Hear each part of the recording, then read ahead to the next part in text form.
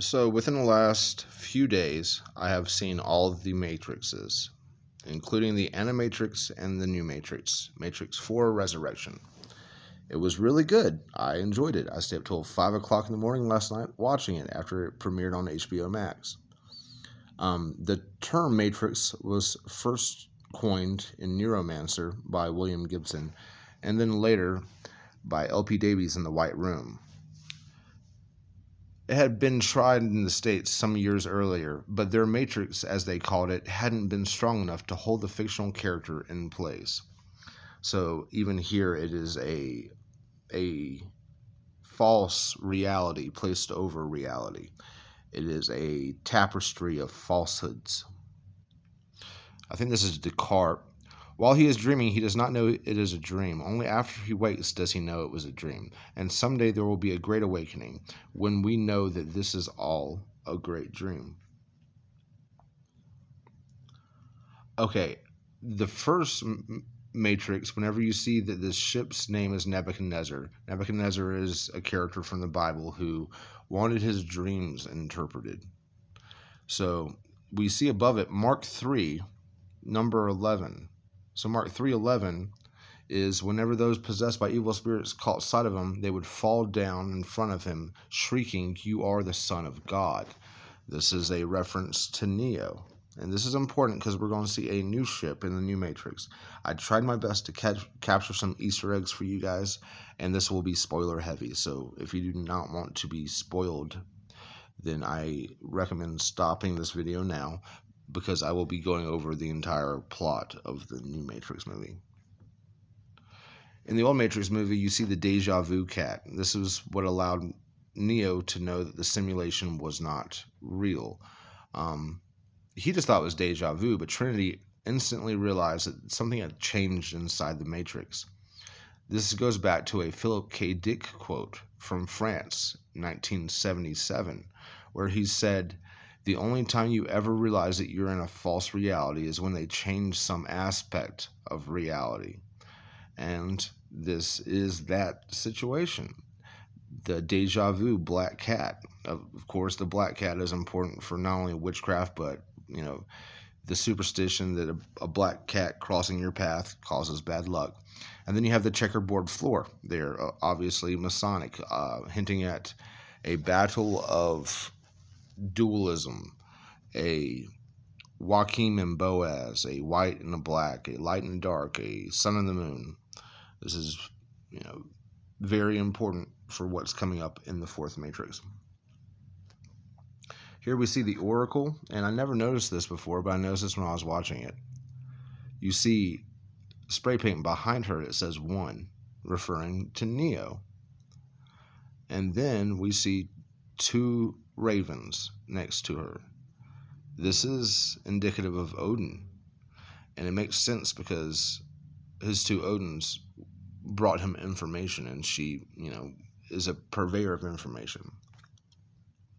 You see again the checkerboard floor whenever they're searching for the group Morpheus, Trinity, Neo, etc. inside of Heart of the City, which is a hotel in this fictional city of Chicago, near wells and lakes.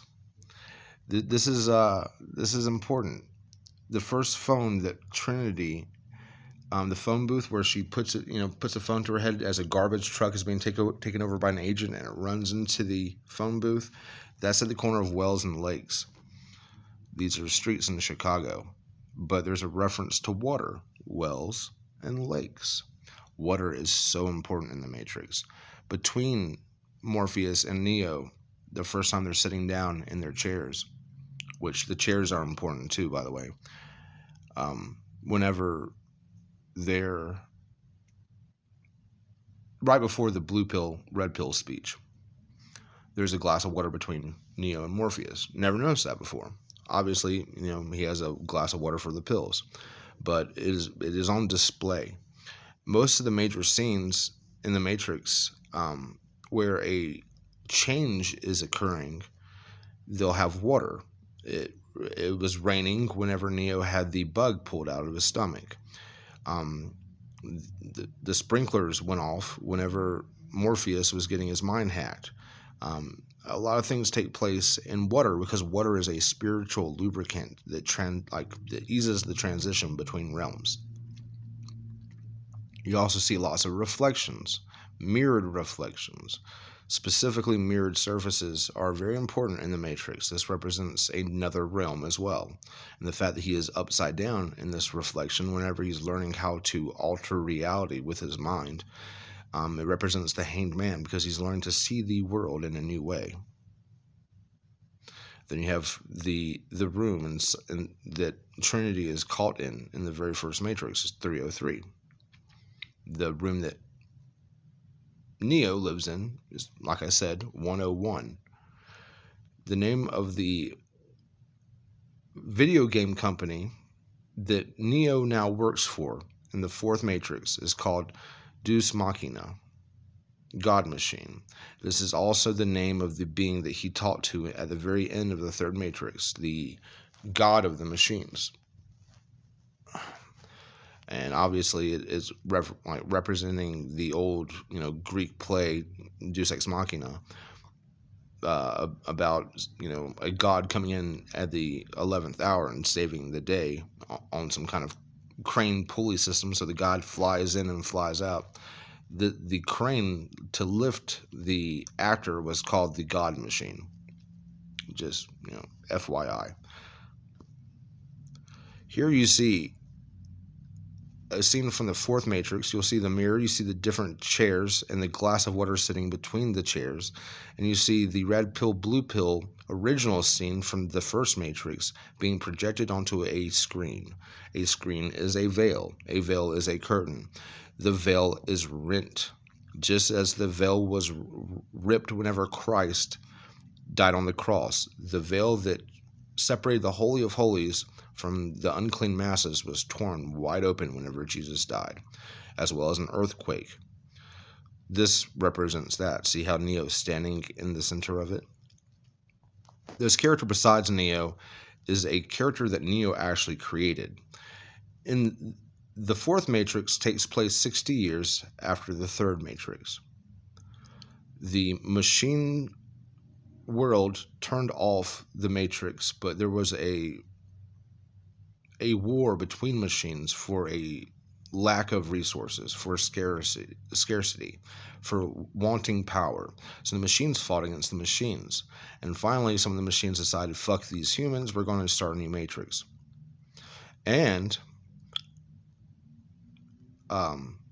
Sati's father, the little girl from the second Matrix, the little Indian girl, her father brought Neo and Trinity back to life. Put them in special pods, and they designed a way of harvesting their extreme energy that they generate, their anomalistic energy. This is a lot more powerful than regular humans. And they found that if they kept Trinity and Neo close to each other, it was like a positive and a negative charge, more electricity would build up. So they kept Trinity and Neo in special secret pods that only they had access to. They weren't separate. Trinity and Neo were only about 20 feet apart. It was important to keep them separate from the rest of the human crop because they generated far more electricity. There was a rebellion between some of the machines. Some of them didn't like the fact that they were doing this again. And they made sure that Neo was hidden in the Matrix as well as Trinity, because they found out whenever they came in contact within the Matrix, a lot of electricity was generated. So they would disguise the way that Trinity and Neo looked inside the Matrix, so they had different faces. Whenever they died, they brought them back to life. Neo had tried to kill himself multiple times by jumping off of buildings. He actually says at one point in the movie, fall to fly. Here you see the therapist that Neo is going to. This is his cat. His cat's name is Deja Vu. So deja vu from the first Matrix. The analyst, the therapist, is the main villain in this movie. You can see up on the mantle there that he has a representation of a pine cone and a human brain, as well as butterflies. This is because of the transition from a regular human into the one through choice, and the pineal gland for the pine cone, obviously, since it's next to a brain and next to a looks like a robed dark wizard action figure. I don't know. I can't tell. Here you see Neo in the fourth Matrix jumping off of the ledge. This is after he wins a prestigious prize for a video game that he made. The video game that he made was the most realistic interactive video game that had ever been made. It was The Matrix, and it was identical to the Matrix movies. He wasn't sure if his creation, his video game, was real or not, whether or not he created it or whether or not it actually happened to him and he was just writing it down and putting it in the form of a video game. So he's seeing a therapist because he can't distinguish between reality. He's a schizophrenic now, which is entirely relatable. So I understand completely. You see him jumping off the building here with Trinity at the end of the fourth movie. And the name of the company that Neo used to work for is called Metacortex. Meta meaning beyond, and cortex meaning barrier. But more specifically, I think they're trying to say beyond the brain. Yeah, going beyond the outer layer or boundary. This is the book that Neo hid his hacking programs in, the ones that he sold. He had it ripped open to the page on nihilism, and the name of the book was Simulacra and Simulation. Baudrillard, John Baudrillard, 1981. It was very deep on symbolism from what I've read so far. If you don't know, simulacrum is an image or representation of someone or something, an unsatisfactory imitation or substitute. Our whole life in America now is nothing but simulacra. Food is a simulation of actual food. Education is a simulation of an actual education. Fucking entertainment is a simulation of actual entertainment. I have more fun looking at a fire than watching those movies. Here you have the chair that Neo and Morpheus sat in the Matrix, as well as inside of the construct, which is the white room between the Matrix and the real world where they can summon whatever they want. You can see the two lines. This represents the line gate, the no fear gate, the first gate that Neo had to go through before he passed through the magic mirror gate. It's very, very important. The symbolism is there. In the Animatrix, whenever the robots and humans got into a war, the robots were just going to annihilate all of humanity. So they signed a peace treaty. Humans willingly gave up their freedom to the machines so that they could continue to live, however the machines deemed that possible. So the machines put them inside the Matrix. The humans signed over their lives at the UN. And as you can see here, the main robot that is signing the documents has 4 arms. And one arm is an apple and one arm is a rod. I made the video yesterday specifically because of this video right here. The rod symbolizes the measuring of worth, but also domination. The apple symbolizes knowledge. So it's but specifically secret hidden knowledge. This is what the robot now has: power and ultimate knowledge. It has 4 hands because of Kali, the goddess of destruction. Instead of holding a demon head, he's holding an apple. Instead of holding a saber, it is holding a rod. But that is what the symbolism is. These are the two ambassadors that were first sent by the machines to the UN. The humans destroyed them and ripped them apart. This was a much nicer attempt at relations between humans and machines. And the entire fourth matrix is about that relationship. You see, in the fourth matrix, a lot of machines have left the matrix or the machine side and sided with the humans. In fact, a lot of programs, kind of like the agents from the original matrixes, they can be downloaded out of the matrix. They can be freed from the matrix, just as humans are freed from the matrix. And the humans then allow them to get put in machine bodies, or they even have a nano-robotic body that is built instantly in the image of a human, that conscious sentient program can escape the matrix into. We see this is prior to the 2199 Matrix movie by close to 100 years. The scene that you're seeing right here. This is a stage where the machines are much more like they are now. They're friendly. They want the best for humanity and understand that love and human emotions aren't just noise. We're not just a virus, as Agent Smith said. We're a biological imperative to technological life.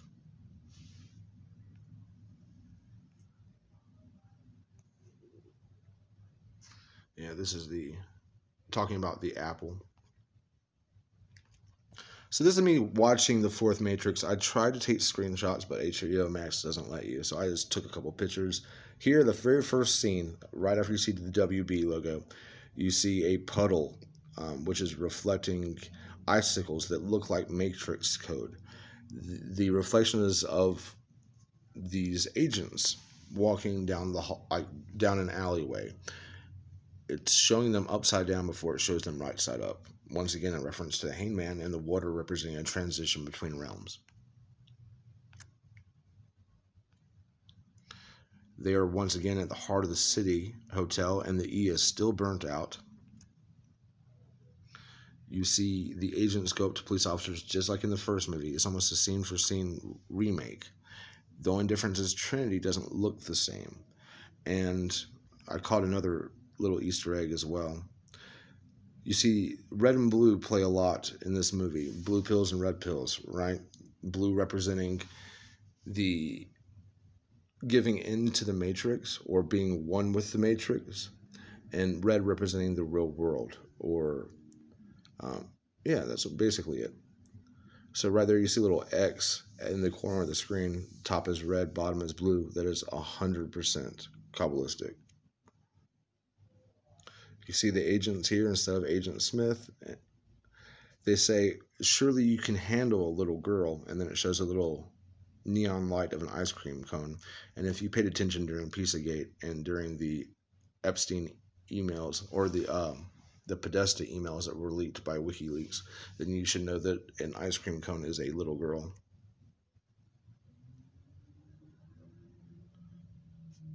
This is a character that was created by Neo. What you're seeing right here is actually a program that Neo created. He created this program while inside of the Matrix, a program to help him escape the Matrix. This program had personality traits of both Morpheus and Smith, and was created in a nodal program that allowed a character, essentially training a program, training sentience, training a new being with specific protocol laid out. It's like cooking up a friend, basically, is what Neo did.